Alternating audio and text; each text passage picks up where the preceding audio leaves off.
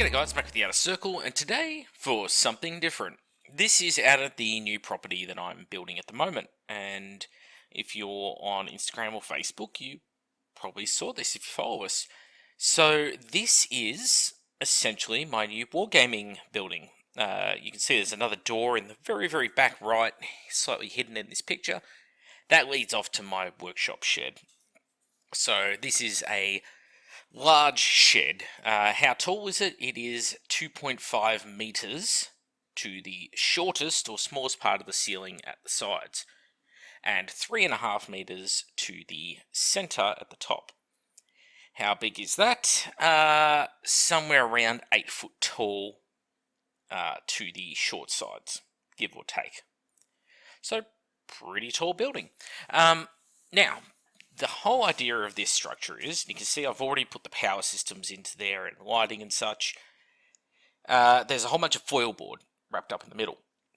So I'll be going through over the next week and starting to install that into all of the walls because we're going to insulate this building.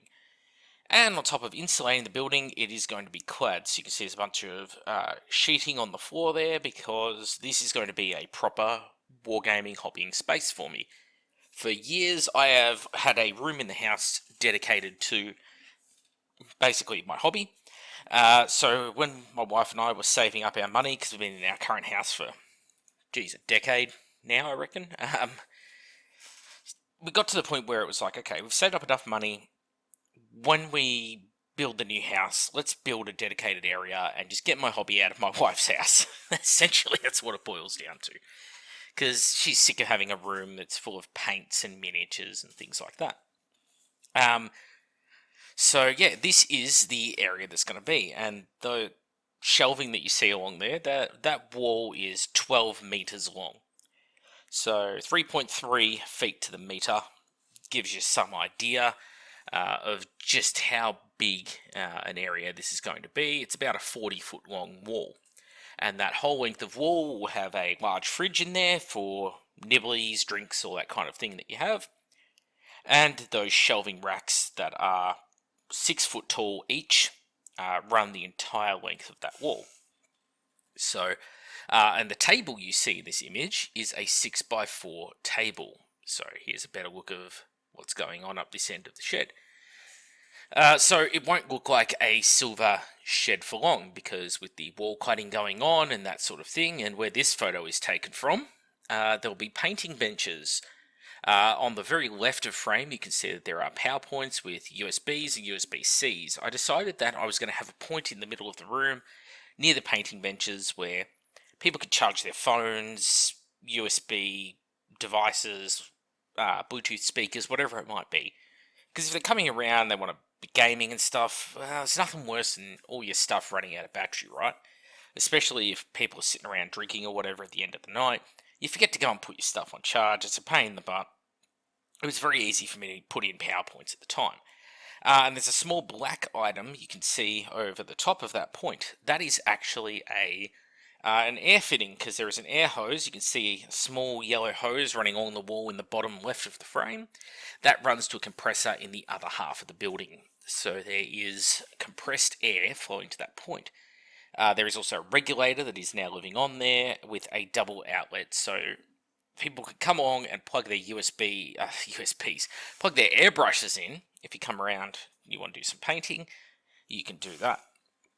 And further to the point, you can see that on this shelving, on that middle row, is 3D printers. So part of my print farm is already in there. I have all my resin ones still to come over. But I've really downsized my filament printers. So I've got another couple of filament printers I could bring in, but I'm not planning on at this stage.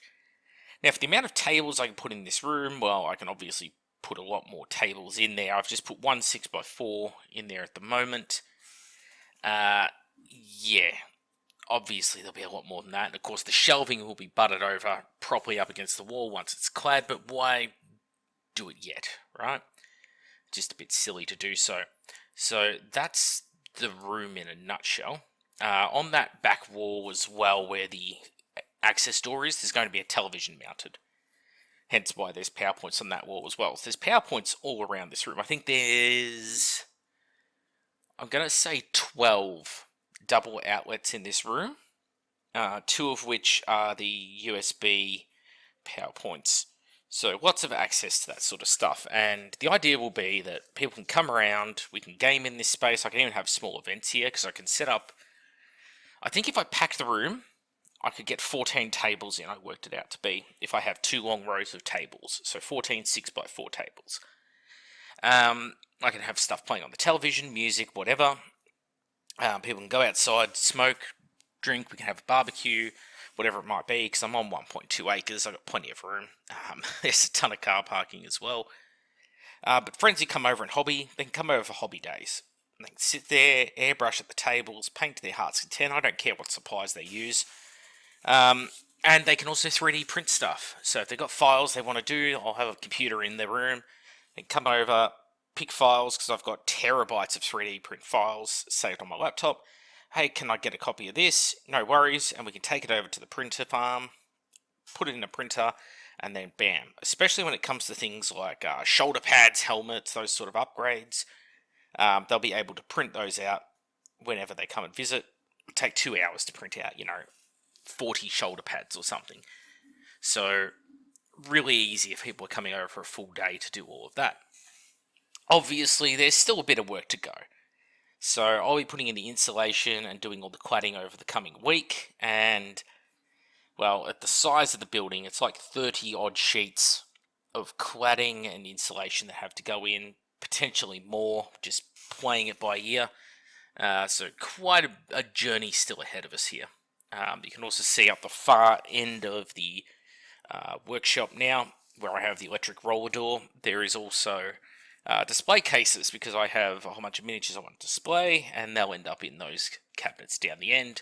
And you can see also just at the very edge of frame in that back corner is another access door, pedestrian access. I put a roller door in there because it takes up a little space in the room. It doesn't look as pretty, but it's very efficient for if I'm having an event or something and need to move tables around, because I can pull a car and trailer up, or a van, truck, whatever it might be, directly to that door, and we can carry boards straight out rather than having to walk them through access doors, regular pedestrian doors. So this is my hobby space, and I'm trying to give a little something, like I said, back to my community, to my locals, and especially to my friends, obviously, who I deeply cherish. And the idea being that, yep, come over, stay the night. If we run out of room in the house, people can sleep in this room, or they can crash in tents on the property. We can have the bonfire, set up a bunch of tents around it, and have a kumbaya, whatever floats your boat.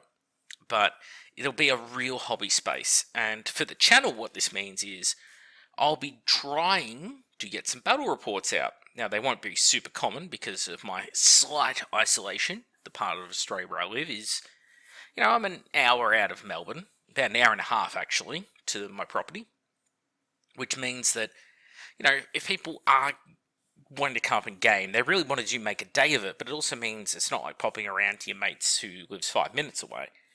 Like, you have to commit to the fact that you're going to be driving a 300-kilometre round trip to come out and visit. And even in Australia, that is a fair, compromise. So there won't be a huge amount, but we'll be setting it up so that, yes, we can film battle reports in this space. There'll be 6x4 tables and 4x4 tables permanently set up. Probably also a couch, pretty much where this table is now, or just in front of it. Couch is set up so people can sit in here and watch TV or watch a show or movie or whatever. It's not going to be the most common thing in the world, but yeah, it'll be a thing.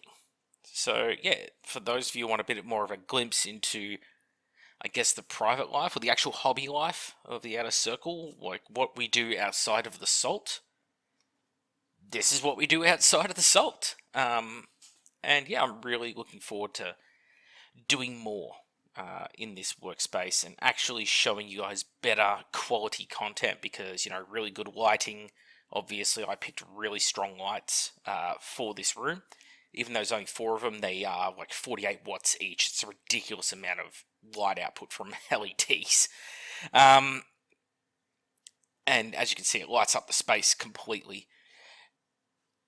So, yeah, Anyway, that's it from me, Mac with the Outer Circle. I know it's only a shorter video, but again, you're going to see more video of this over the coming weeks, especially as the building gets fully set up and we actually move the hobby space in completely, and you can really get a feel for what it is. That's it for me. Thank you all for watching, and I'll see you on the next one.